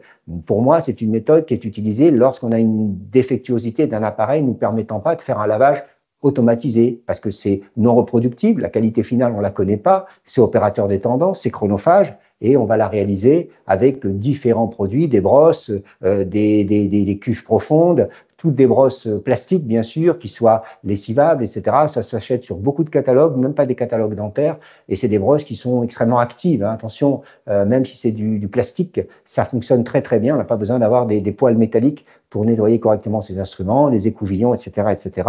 Mais ça reste pour moi une méthode en substitution. Alors, nettoyage des PID, quand on voit ce qu'on peut trouver à l'intérieur de certains rotors cassés, on se dit qu'il y a encore du boulot, hein, il y a tout ce que l'on veut avec un peu de graisse mélangée. C'est un élément majeur de notre chaîne de ST. Pour moi, ça a toujours été un dada, entre guillemets. C'est vraiment très important de bien traiter les choses. Alors, plusieurs façons de le faire, soit par des automates pitch, j'en ai mis un à l'écran qui est assez connu et qui est un automate de qualité qui fonctionne très bien. Il y a aussi les laveurs sur lesquels vous pouvez brancher vos rotatifs avec des buses particulières. J'en ai une devant là qui est ici. Vous pouvez brancher vos buses, il va y avoir un lavage, un séchage interne. C'est un autre système. La différence, eh bien, c'est que déjà, vous devez vérifier que votre instrument rotatif est affilié de ce petit logo que vous avez en haut, qui permet de le passer naturellement et tranquillement dans ces laveurs. Et puis, il va y avoir une différence entre les deux, entre l'immobilisation qui sera plus longue d'un côté que de l'autre, la phase de séchage interne qui sera différente, la phase de lubrification qui existera. Vous adapterez un petit peu vos règles, mais aujourd'hui, les deux systèmes fonctionnent, on les voit dans beaucoup de cabinets dentaires. Et moi, ce qui m'importe, c'est de savoir qu'il y a un système qui est en place et qui fonctionne correctement. Alors, il existe aussi d'autres systèmes avec, comme le CareClev aujourd'hui, qui permet d'intégrer directement le nettoyage et stérilisation des rotatifs avec des systèmes de Carebox, etc., etc. Mais là, il a développé ça, c'est quelque chose qui, je ne suis pas ici pour vous l'expliquer, mais qui vous sera sûrement expliqué si vous en aviez besoin et qui se développe tout doucement. Et puis derrière, il y aura le contrôle à la loupe, hein, pour voir ce que l'on ne voit pas à l'œil nu, qui va nous permettre théoriquement de bien vérifier que l'instrument est propre, que l'instrument est de qualité, qu'il n'y a pas de dépôt ou de taches de rouille, etc., etc. C'est un moment important, c'est un moment qui ne doit pas être négligé. Et c'est le début de la zone propre, comme je vous l'ai signalé tout à l'heure. Puis on va arriver au conditionnement. Rappelons-nous, hein, le conditionnement, la mise sous sachet, puisque principalement c'est des sachets, même si je parle des containers, trois rôles quand même, avant, pendant et après la stérilisation, et des rôles majeurs. Hein. Quand un conditionnement est bien fait, il va permettre énormément de choses, et quand on a bien chargé son autoclave comme on doit le charger, c'est quand même un moment important. C'est pas uniquement une mise sous sachet autocollant à toute vitesse qui n'apporte pas grand-chose. Donc voilà, je vous invite à vraiment bien travailler sur ce système. On respecte quand même des règles, hein, dans les instruments, pas la peine de faire des sachets trop grands, on plie pas les sachets quand on les met dans les autoclaves, etc., etc. On garde un bord libre permettant de peler l'instrument et de ne pas ouvrir le sachet en le déchirant par l'arrière, comme on le voit très souvent. Toutes ces choses-là, j'espère, sont acquises et sont en place dans les cabinets dentaires. Alors, avec quoi fait-on le conditionnement? Soit du thermoscellage avec différentes soudeuses et différentes gaines que l'on va appliquer, et des soudeuses à défilement, des soudeuses à bras. J'aime bien les soudeuses à défilement, c'est celles qui, pour moi, sont les plus rapides et on peut contrôler la qualité du thermoscellage, hein, à la fin. Donc, c'est très important. Ce sont des appareils normés. Ce que l'on veut éviter, c'est ça, hein, c'est ces cheminées où on croit avoir, par son collage, on croit avoir réalisé un sachet hermétique. En fait, on a dépensé un cycle de ST, dépensé un sachet, dépensé du temps humain, et le résultat, il est proche de zéro, pour pas dire égal à zéro. Et puis, il y a aussi l'utilisation de conteneurs, où on le voit de plus en plus se développer. Plusieurs marques ont développé des conteneurs avec filtre en haut, en bas, avec filtres changeables ou filtres qui peuvent rester en place pendant plusieurs dizaines, voire centaines de cycles. Moi, je n'ai rien contre particulièrement, ça fonctionne bien. Je rappelle juste une chose, il n'y a pas de méthode qui soit supérieure aux autres. C'est-à-dire que les conteneurs, ça demande aussi des règles importantes. On va vérifier la qualité du conteneur, la qualité des joints, on doit les laver correctement entre chaque séance. Bon, voilà, c'est très utilisé, un petit peu plus utilisé aujourd'hui en dentaire. Ça a des règles, des contraintes. Le fabricant doit vous fournir les règles d'usage et les règles d'entretien de ce matériel, et vous devez les maîtriser dans votre procédure et dans vos protocoles. Alors, la stérilisation, classiquement, on le sait, ça se réalise avec un cycle Prion, c'est la vapeur d'eau qui est l'agent stérilisant, tout ça vous connaissez. Je rappelle que sur un cycle, on a deux choses importantes, la durée du plateau de stérilisation, qui est minimum de 18 minutes à 134 degrés et un petit peu plus. Certains autoclaves sont même à 20 minutes, comme les Melag. Et puis après, on a la durée du cycle. Et la durée du cycle, elle est variable, elle. Autant la durée du plateau n'est pas variable, autant la durée du cycle, elle est variable, elle dépend de beaucoup de choses, des pompes d'aspiration que vous avez qui vont faire le vide, de la charge que vous allez mettre dans votre autoclave. Si plus il y a d'instruments, plus il y a de sachets, plus le temps de vide pourra être long. Donc, bien évidemment, quand on compare, il faut savoir ce que l'on compare. Quand on compare un cycle complet, c'est un cycle de A jusqu'à Z avec un autoclave correctement rempli et pas un autoclave avec 2 instruments simplement à l'intérieur. Donc, c'est très important. Faites référence quand vous achetez vos appareils. C'est là où vous allez diminuer le temps de récupération du matériel et parfois, ça peut être 10, 15, 20 minutes. C'est très important. Donc, à vous de poser les bonnes questions. Alors, différents types d'autoclaves. Les autoclaves qui sont dans la norme 13060, c'est les moins de 60 litres. C'est des autoclaves de table, ceux qu'on utilise le plus dans notre métier, avec bien sûr un respect à avoir au niveau du plan de charge. Vous devez absolument respecter le plan de charge du fabricant, c'est-à-dire vous devez absolument savoir si votre fabricant vous dit qu'il faut charger à la verticale, charger à l'horizontale, papier vers le haut, plastique vers le haut. Vous verrez, je ne vais pas rentrer dans les détails, certains fabricants vous diront papier vers le haut, d'autres vous diront, un autre vous dira plastique vers le haut. C'est extrêmement important de maîtriser ce que le fabricant du matériel que vous utilisez vous demande de faire. Ça, c'est quelque chose qui n'est pas transposable en fonction du matériel que l'on utilise. Et ça, c'est une des règles importantes. On a un matériel X, on a la fiche d'utilisation du matériel X et on sait l'utiliser. On ne démarre pas une télévision X avec la télécommande de la télévision Y, même si des fois ça peut être possible. Et puis on va qualifier, bien sûr, ces appareils, comme je vous l'ai expliqué, puisqu'ils vont être qualifiés. La qualification, je le rappelle, c'est une obligation utilisateur. Ce n'est pas l'obligation fabricant. Le fabricant, lui, a une obligation de construire suivant la EN 13060. D'autres autoclaves peuvent apparaître aujourd'hui, notamment un autoclave qui permet de traiter des grosses quantités, qui est un 50 litres et qui reste toujours un 13060 puisqu'il fait moins de 60 litres, ou des autoclaves que l'on voit apparaître aujourd'hui, qui sont des autoclaves de 100 litres, 200 litres, et qui, eux, sont des autoclaves qui sont dans une norme différente, qui s'appelle la 285. On en voit maintenant pas mal dans les cabinets dentaires. Attention, il y a des règles précises. Vous verrez que sur les... Pas rentrer trop dans les détails, mais sur les tests Bowidic Helix, il y a des petites différences et il y a des petites choses un petit peu différentes. Donc là aussi, vous devez maîtriser le matériel que vous utilisez et les règles d'usage de ce matériel et de pilotage de ce matériel. Alors, voilà. Donc, en fin de stérilisation, eh bien, on en arrive à une étape extrêmement importante qui s'appelle la libération paramétrique de la charge. C'est-à-dire l'ouverture de l'autoclave, ce que certains résument par ouvrir l'autoclave. Eh bien, on va libérer une charge. Il y a une charge à l'intérieur. Cette charge, on va la libérer en ayant validé 6 paramètres. Ces paramètres, on les connaît. Du moins, ils sont listés aujourd'hui très précisément. On va les valider, c'est-à-dire on va contrôler la validation des derniers tests de pénétration, l'intégrateur Prion. En haut à droite, le bon déroulement du cycle. Normalement, on a obligation à vérifier le bon déroulement du cycle et pas seulement sur la petite étiquette qui apparaît et qui dit charge stérile. On doit avoir le graphe du cycle. Donc ça, vous l'avez dans votre petite carte qui est en mémoire. Est-ce que tout le monde sort la carte et va l'imprimer à ce moment-là? J'en doute.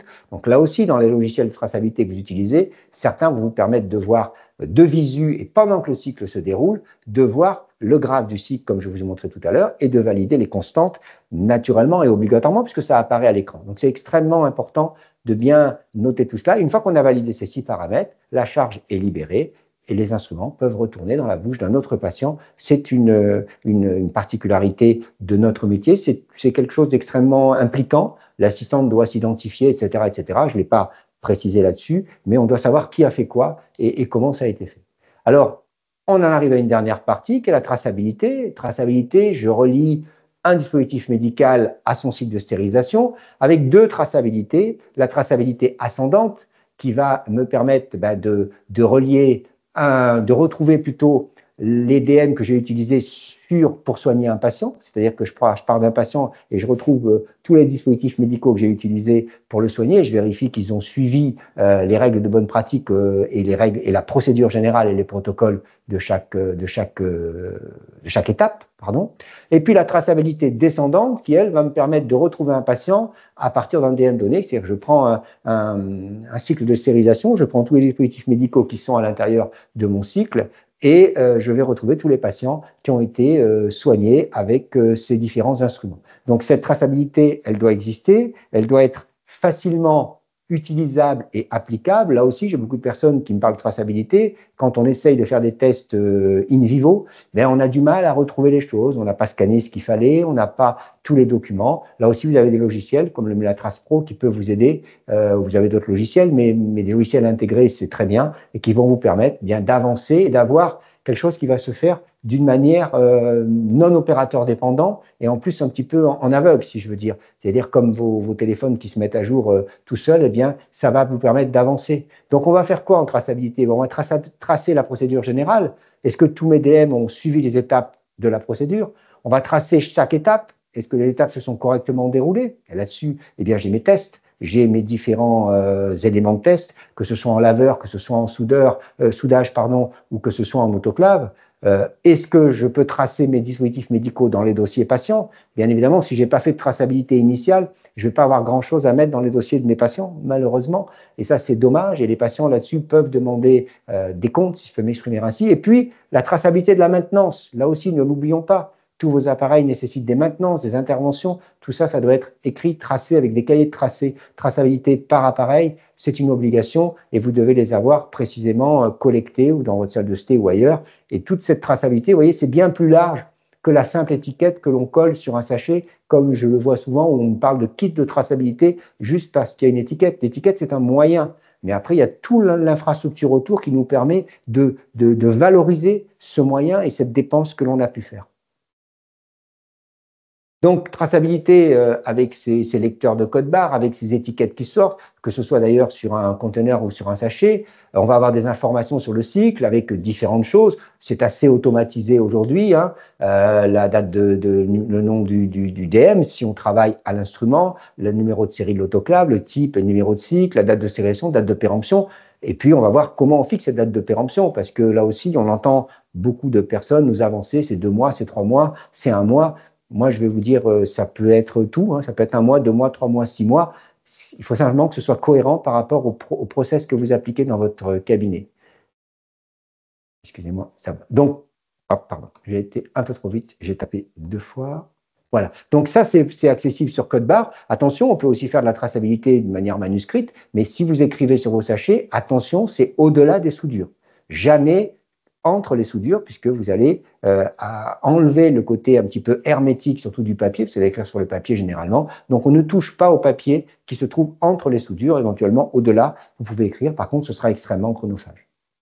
Alors, pour fixer la date de péremption, dans la grille de 2015, qui est toujours d'actualité, il y a un document à la page 109 qui va vous faire un calcul de points, qui va vous permettre de voir un peu ce que vous appliquez, quels sont les emballages que vous utilisez, quelle est votre méthode de transport, votre méthode de stockage, etc., etc. Et vous allez faire votre calcul. Vous allez voir qu'on arrive facilement à 2-3 mois en cabine dentaire. Mais si vous appliquez ce délai-là, il faut que les procédures qui vous permettent d'arriver à ce calcul de points soient maintenues au quotidien et en permanence. Or, moi, j'ai des cabinets où j'arrive, on me dit c'est 2 mois, et dès que je regarde, donc théoriquement, tous les sachets doivent être gérés dans des tiroirs à l'abri de la lumière, etc. Et on a énormément de sachets posés à l'extérieur, soumis à la poussière, soumis à la lumière. Donc, je trouve une certaine incohérence entre ce qui a été choisi et ce qui est réellement fait dans le cabinet. Donc là-dessus, encore une fois, il n'y a pas de panacée universelle, il y a juste un calcul qui doit être cohérent et il faut s'appuyer, encore une fois, sur un document officiel. C'est vraiment simple à faire. Le Melatrace Pro, qui est un logiciel qui est développé par Melac, vous permet d'avancer là-dessus et de faire une traçabilité individuelle à l'instrument d'une manière plus automatisée, bien sûr plus sécurisée. Mais ce qui est important, encore une fois, bien sûr, le moyen est important, mais c'est la philosophie que l'on met en place derrière. Voilà, on peut aller jusqu'à la sélection de ce que l'on met dans chaque cassette, chaque instrument, et on va pouvoir sélectionner les instruments. Donc, automatiquement, on fait une traçabilité qui n'est plus au contenant, mais au contenu. Donc, on améliore encore les choses, même si aujourd'hui, la plus grande des traçabilités se fait au contenu. Derrière, on va avoir une étiquette que l'on pourra mettre en durée de stockage. Et si dans le même cycle, vous avez des doubles emballages ou des simples emballages, vous pourrez avoir une durée de stockage qui sera différente, simplement parce que certains éléments auront un emballage plus important ou plus hermétique, si je peux m'exprimer ainsi, que les autres. Donc, avec une même charge de sté, vous pouvez avoir des étiquettes à 2 mois, des étiquettes à 3 mois. Quatrième, contrôler en routine son matériel. Alors, contrôler en routine, c'est avoir différents éléments que je vous mets à l'écran tout de suite, c'est-à-dire la procédure générale, c'est les protocoles particuliers, c'est les cahiers de traçabilité que vous avez dans vos salles de stérilisation, je l'espère, avec même, je l'ai marqué à l'avant-dernière ligne, en détail de charge, c'est-à-dire où on détaille tout ce que l'on met dans l'autoclave. Si vous avez un Melac Trace Pro, vous serez obligé de le faire de toute façon. La libération paramétrique, et puis derrière, tout ce qui est dans le dossier patient. C'est ça, un petit peu, les contrôles que l'on doit réaliser. Et on va un petit peu balayer tout cela. Alors, test ou contrôle de routine, eh bien, il y a ceux que l'on réalise sans les dispositifs médicaux. J'insiste bien entre test et intégrateur, c'est deux choses différentes. Quand on fait des tests d'étanchéité ou de tenue au vide, il y a dans le document de 2015, il est écrit une fois par semaine. Moi, très honnêtement, pour les cabinets dont je m'occupe, c'est tous les matins, quotidien. Le test d'étanchéité, c'est un test rapide qui coûte pas cher et qui permet réellement tout de suite de savoir si la cuve est bien hermétique et si tout va bien fonctionner. Donc, c'est vraiment important. Et puis, les tests de pénétration de vapeur avec les tests Helix ou Bowidic. L'Helix, aujourd'hui, étant le test le plus utilisé, une fois par jour ou tous les 6 cycles. C'est quelque chose qui maintenant est extrêmement connu. Voilà, le Bowidic n'est pas un test qui est obsolète entre guillemets, mais aujourd'hui dans notre pratique, le test Helix, c'est le test qui est utilisé et qui est utilisé bien sûr sur des cycles spécifiques sans dispositifs médicaux à l'intérieur. Je sais que certains vont peut-être me rétorquer en question qu'il existe des Helix prions, mais éventuellement, si la question m'est posée, j'y répondrai. Moi, je vous parle des tests Helix avec des plateaux de stérilisation qui sont uniquement de 3 minutes et demie à 134 degrés. Donc, c'est des cycles très particuliers et d'ailleurs, le cycle s'appelle Bowidic. Et puis après, vous avez les contrôles avec les dispositifs médicaux, c'est les intégrateurs physico-chimiques que vous mettez à chaque charge, sous sachet, au milieu de la charge, et qui, eux, vont changer de couleur et vont vous prouver, entre guillemets, que le cycle prion était bien, que le cycle utilisé était bien un prion et que le cycle s'est correctement déroulé, que vous allez conserver dans vos cahiers de stérilisation avec l'étiquette maître, comme on dit, et qui sortira de votre imprimante. Et puis, il existe des tests de routine aussi pour d'autres appareils. Les ultrasons en ont. Ça s'appelle des Moscheck U. Ce sont des éléments que l'on met dans l'ultrason et qui nous permettent de voir que la capacité de l'ultrason à décoller les souillures et les salissures est toujours présente. Le petit carré bleu que vous voyez va devenir blanc et vous gardez ça dans votre cahier de sté. Il existe aussi des tests que l'on va utiliser sur des laveurs thermodésinfecteurs, comme les tests que vous voyez ici, que l'on met dans le laveur. Pareil, on voit la petite zone rouge qui va disparaître et qui va nous permettre, celui d'en haut, c'est celui que l'on met sur des buses. Là aussi, on a une plaquette qui est rouge, vous voyez, un petit truc en haut là qui est métallique mais qui est rouge au milieu, et le rouge va disparaître. Tout ça, ça nous permet de vérifier que notre appareil a toujours la même performance que ce qu'il avait lorsqu'on l'a acheté, lorsqu'on l'a fait qualifier. Et puis, il existe des tests pour les soudeuses, avec les seal check, avec les tests à l'encre que l'on voit ici, avec des tests de sachets automatiques que l'on met à l'intérieur qui vont nous permettre de contrôler que notre soudeuse a la bonne pression, la bonne température et qu'elle réalise une soudure de qualité qui va pouvoir perdurer. Et lorsqu'on va être dans l'autoclave, on ne va pas avoir une ouverture de notre sachet parce que dans le sachet, je vous rappelle que l'autoclave, il se vide de son air, puis ensuite il se remplit de vapeur d'eau, il se vide de l'air, il se remplit de vapeur d'eau. Donc la soudure, elle est extrêmement importante pour que l'autoclave le sachet garde sa qualité hermétique. 5e point, auditer régulièrement ces procédures. Bien là, très souvent, voilà ce que l'on va me dire. Hein. J'ai du matériel de qualité, donc c'est pas la peine, je vois pas trop l'intérêt. C'est une erreur, bien sûr. C'est fastidieux, oui. Faire des audits régulièrement, c'est peut-être pas ce qu'il y a de plus ludique. Hein. Je suis très clair avec vous. C'est chronophage, oui, ça prend un peu de temps. Au fur et à mesure, ça prend de moins en moins de temps. Pourquoi? Parce que on est plus proche de la qualité, donc on a moins de choses à corriger, mais ça permet parfois de vraiment mettre en avant, hein, parce que la routine, c'est souvent l'ignorance et ça ne permet pas d'évoluer. Donc il faut vraiment avoir à l'esprit que, aussi confiant que l'on soit, faire un audit régulièrement, peut-être tous les 3 mois ou tous les 6 mois, si certains veulent, eh bien, c'est quelque chose qui va permettre de vérifier si on est bien au niveau de ce que l'on a voulu mettre en place au tout début. Et on voit des choses se déliter avec le temps. Alors, c'est une démarche d'amélioration continue, hein, bien sûr. On va contrôler les bonnes pratiques, identifier les écarts, définir des mesures correctives, s'il en faut, bien sûr, hein, prendre des décisions, que ce soit sur des actions humaines ou sur des actions matérielles, bien évidemment, mais on va en tout cas essayer réellement d'être efficace là-dessus. Alors, on stérilise bien que ce qui est propre et sec, hein, cette phrase, tout le monde la connaît. Pour faire un audit, il va falloir être très humble et puis être réaliste. Quand je dis humilité, c'est-à-dire qu'il va falloir réellement regarder ce que l'on fait dans son cabinet, peut-être oublier que c'est son cabinet, parce que parfois on a aussi les yeux un petit peu différents quand on est dans ces murs, et ça c'est vraiment quelque chose. Quand vous pouvez faire des audits croisés, ça arrive que des cabinets fassent des audits croisés ou que des gros cabinets fassent des audits croisés avec différentes assistantes dentaires, c'est pas mal. Donc il va falloir rédiger une grille de contrôle et il va falloir cibler les points de non-conformité. Là aussi, point de non-conformité, bouteille à moitié vide, à moitié pleine, est-ce que pour moi c'est grave, c'est pas grave? Vous avez des personnes qui sont toujours très optimistes et qui vous diront, bon, c'est pas parfait, mais enfin c'est pas mal déjà par rapport à ce que font les autres. J'entends souvent cette phrase-là. Moi, je suis plutôt du côté de la bouteille à moitié vide que à moitié pleine. Donc on va rédiger une grille de contrôle. Je n'ai pas le temps aujourd'hui de rentrer dans les détails, mais il va falloir se fixer quelques règles. Rapidement, d'abord, quelles sont les limites de l'audit? Salle de stérilisation uniquement, qu'est-ce qu'on va traiter comme point? Est-ce qu'on s'occupe du cabinet aussi avec la pré-désinfection? Il faut respecter les choses clairement. Vous devez comparer les audits. Si vous ne faites pas les mêmes choses à chaque fois, ça ne va pas fonctionner. Vous auditez déjà la salle de soins avec la pré-désinfection, c'est assez simple. Et puis l'audit de la salle de sté, c'est souvent beaucoup plus complexe. La durée et la fréquence. 2 heures pour le premier audit, ça va être assez rapide si on veut le faire quand même bien. Et puis ensuite, ce sera très rapide. Les audits de suivi, on les fait très rapidement.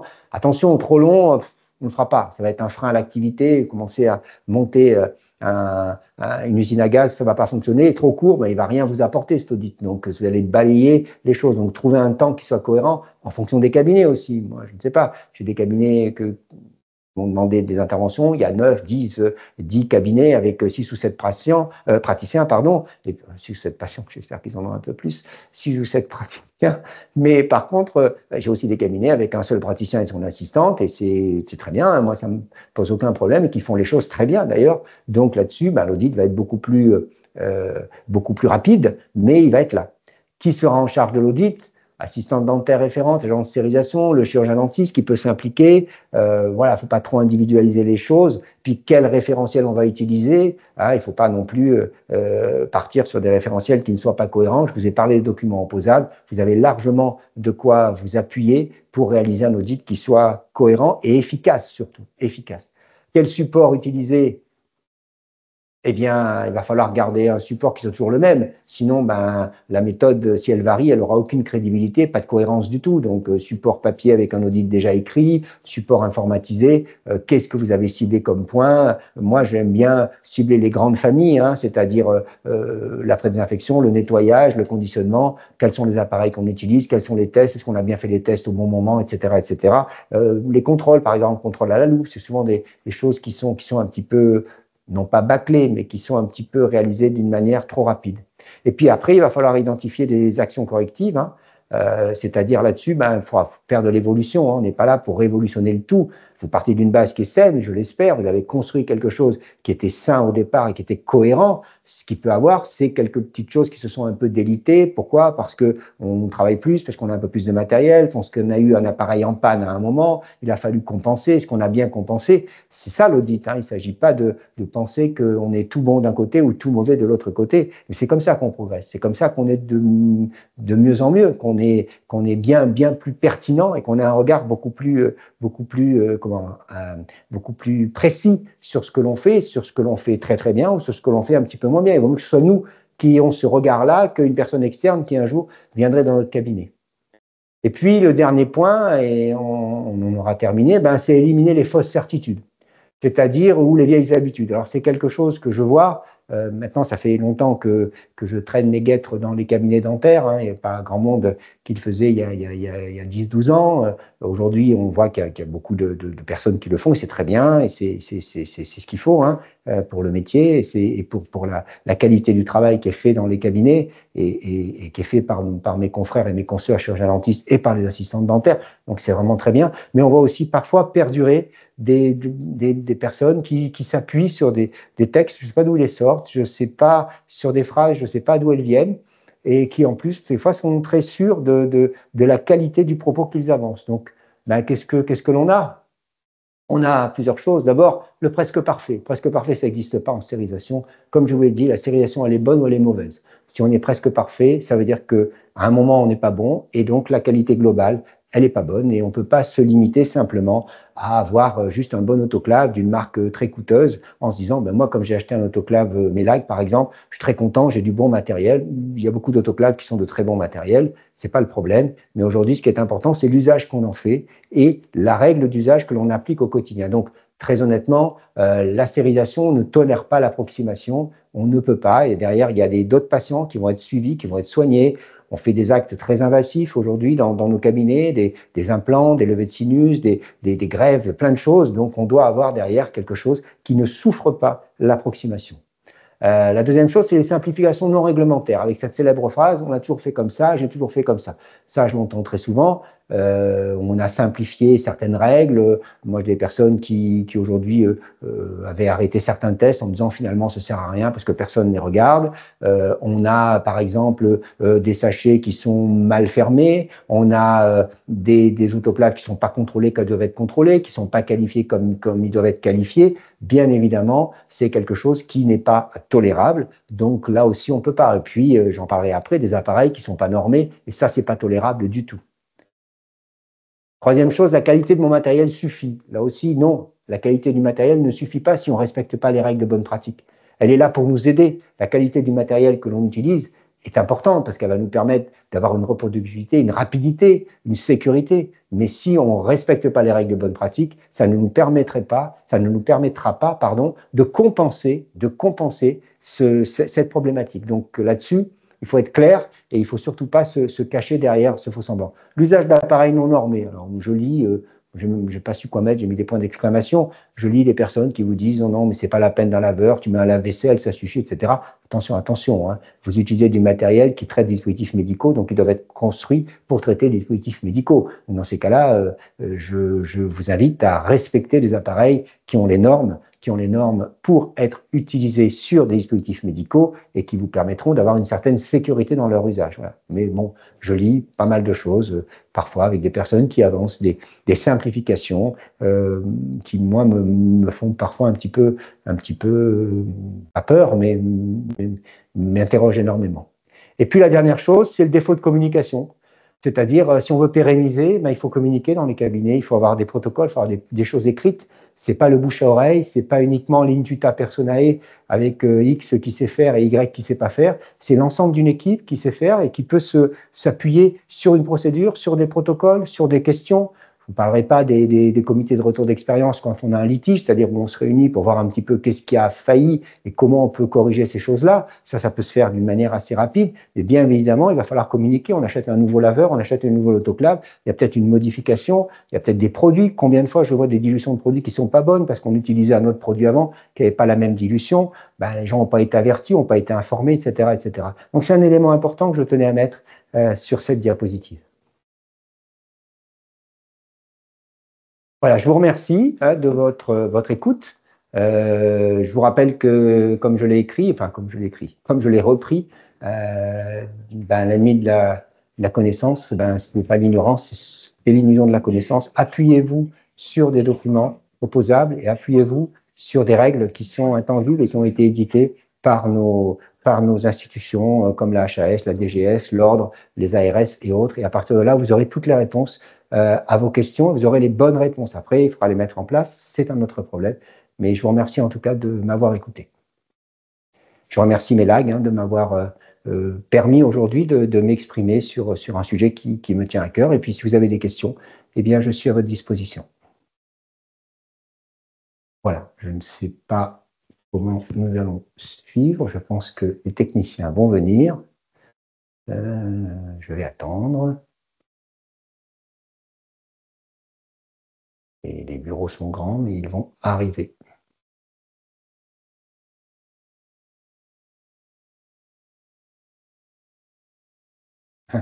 Je remercie les personnes qui me mettent des petits logos. C'est très gentil à eux. Alors là, je fais un petit peu comme le présentateur à qui on ne coupe pas le son. Sort du journal. Je vais attendre que l'on vienne. Écoutez, je vais m'éloigner de la caméra et puis je pense qu'il faut qu'on récupère, s'il y a des questions, on devrait les récupérer sur le chat, mais il faut que le technicien vienne puisque ce matériel est un matériel technique que je ne maîtrise pas et que je ne connais pas.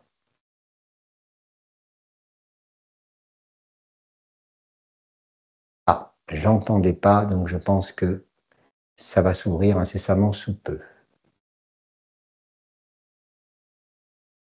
Voilà. Voilà. C'est fermé? So, now it's time for the Q&A session. Voilà. Il y avait 123 personnes, c'est bon? J'ai vu. Voilà. Bon, je suis à l'heure. No, on point. 15. Je suis à l'heure. Est-ce qu'il y a des questions? S'il y a des questions, peut-être pas d'ailleurs. Donc, j'avais demandé.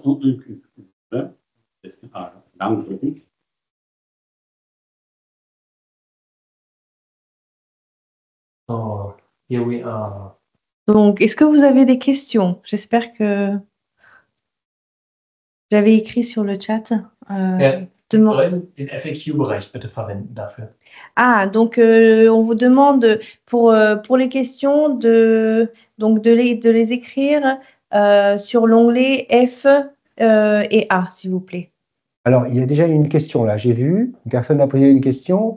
Mes assistantes veulent absolument brosser les instruments avant les US et pas après.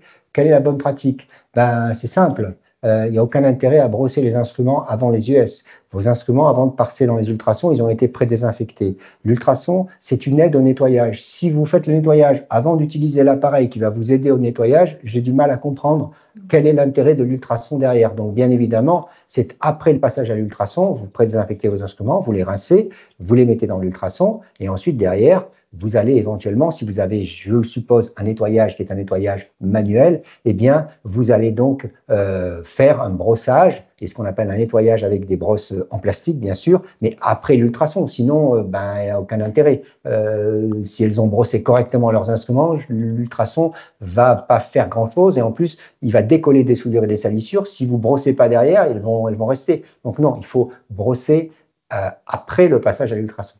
La durée de stérilité d'un DM dans un sachet, bien je l'ai expliqué, la durée de stérilité, la condition de stérilité, elle dépend de l'emballage et des conditions de transport, des conditions de stockage. Donc, très honnêtement, aujourd'hui, on est entre 1 et 2 mois. Mais ce qui est important, et c'est ce que j'ai essayé de mettre en avant, c'est que ça doit être cohérent par rapport à ce qu'on voit dans votre cabinet. Si vous n'avez aucune procédure et qu'on trouve des sachets posés sur les plans de travail, restez à 1 mois. C'est la question, enfin, en tout cas, c'est le conseil que je vous donne. Maintenant, on peut aller jusqu'à 3 mois avec différents emballages, des emballages de protection. C'est beaucoup plus complexe que le simple fait de dire en dentaire, c'est 2 mois, c'est 3 mois. Il faut vraiment aller à la page 109 de ce document, qui est encore le document de référence, jusqu'à ce qu'un nouveau arrive. Une création de des PID avant ou après la stérilisation. Ben, si vous avez un automate PID, on me pose la question de savoir est-ce qu'il faut graisser les PID avant ou après la sté. Si vous travaillez avec un laveur, et comme le Mélatherm 10, vous allez avoir des instruments qui vont être séchés à cœur par la buse. Donc là, il faudra stériliser, graisser, pour moi, après la stérilisation, parce que vous allez stériliser un instrument sans graisse et c'est beaucoup mieux. Si vous travaillez avec un automate PID, comme beaucoup, vous allez avoir un graissage qui va se faire au moment du nettoyage et donc là, vous allez avoir un graissage qui va se faire avant la stérilisation. Vérifiez quand même que la montée en température n'a pas fait partir la graisse. On a souvent des fractures d'instruments. Les gens vous disent, oui, à force de mettre mes turbines à lasté, je les ai abîmées. Très souvent, c'est un défaut de lubrification parce qu'il y a un système d'aspiration qui fait que la graisse peut être éliminée de l'instrument et on travaille avec un instrument qui n'est pas assez graissé. Voilà. Y a-t-il un délai maximum pour la sortie? Oui, il faut sortir les instruments tout de suite parce que sinon, ils vont rester chauds à l'intérieur. Il faut les mettre à l'extérieur.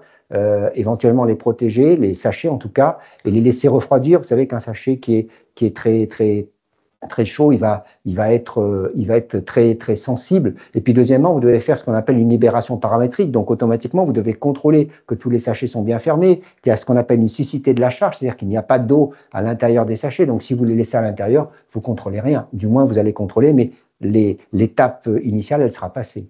Une question, il y avait une autre question. Ultrasons pour tous les instruments avant le laveur. Alors même les ultrasons sont généralement des produits, enfin un produit qui est utilisable et qui est très efficace sur les instruments métalliques et en fractueux.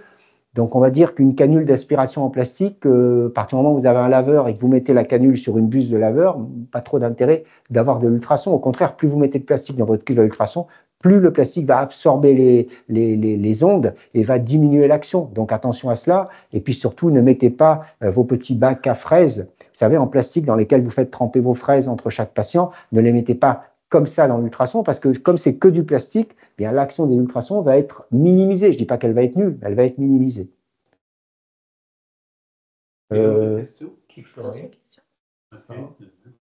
Comment ranger dans les tiroirs les DM thermosensibles? Les ranger, ce n'est pas une difficulté. Aujourd'hui, ce qui est important, c'est comment les traiter, les DM thermosensibles. Je n'en ai pas parlé là, puisque je suis sur du thermorésistant, mais vous devez avoir des procédures pour les thermosensibles. Si vous avez un laveur thermodésinfecteur, vous aurez un programme qui va amener une thermodésinfection qui se calcule en AO, qui peut aller jusqu'à 6000 S, et qui va vous permettre d'avoir une vraie thermodésinfection par une montée en température. Après, il faudra les mettre sous sachet, il faudra les conserver, il faudra les identifier, il faudra avoir une liste des instruments thermosensibles. Par essence même, vous n'allez pas faire la liste de ceux qui passent à l'autoclave, c'est tous les autres. Donc, vous ferez les thermosensibles. Je sais, les orthos ont des écarteurs, on a différents appareils. Il y en a de moins en moins. Après, pour les ranger, vous les rangerez comme vous voulez. Le tout, c'est que ce soit dans des tiroirs à l'abri de la lumière et de la poussière.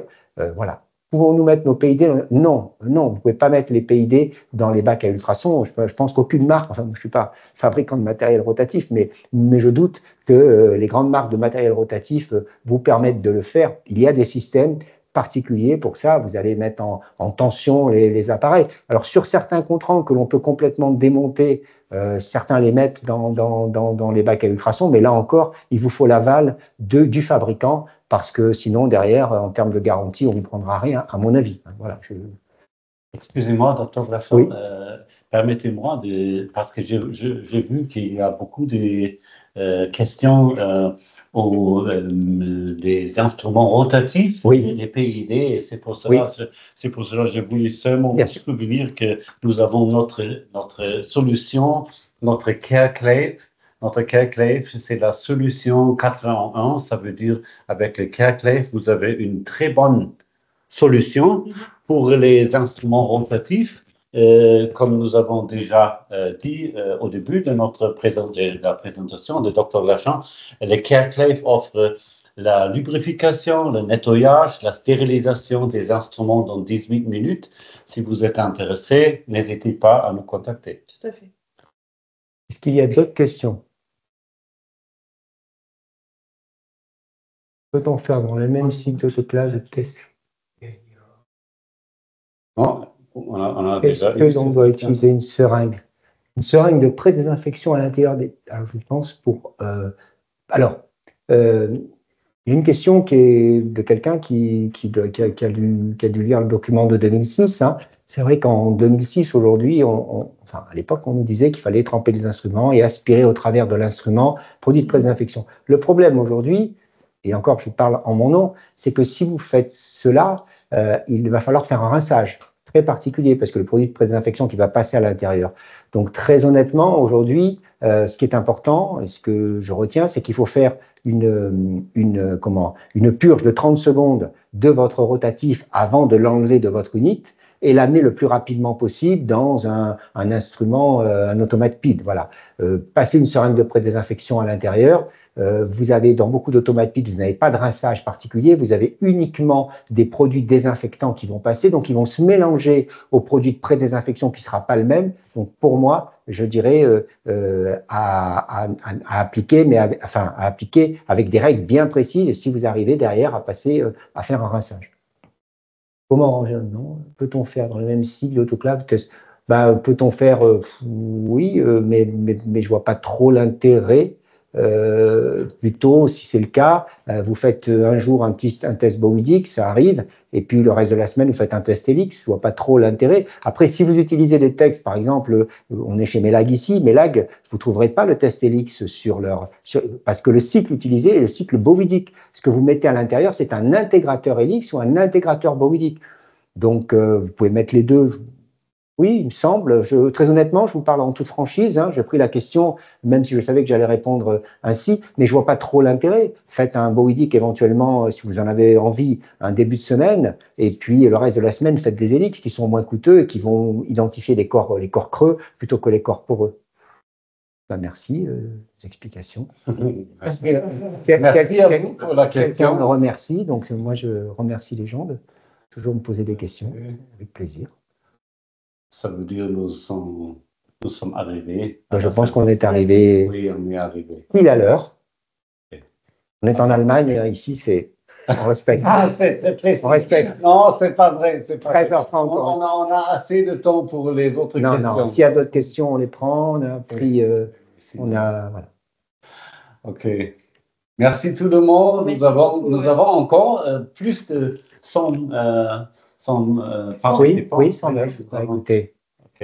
Écoutez, Okay, l'automate fait un. Oui. Encore une fois, il y a différents types d'appareils qui existent. Hein. OK. Très bien. Merci. Merci à vous. Merci. Au plaisir. Merci pour vous pour avoir participé à cet événement, cette présentation et à tout à l'heure. Merci beaucoup. Merci. Merci beaucoup.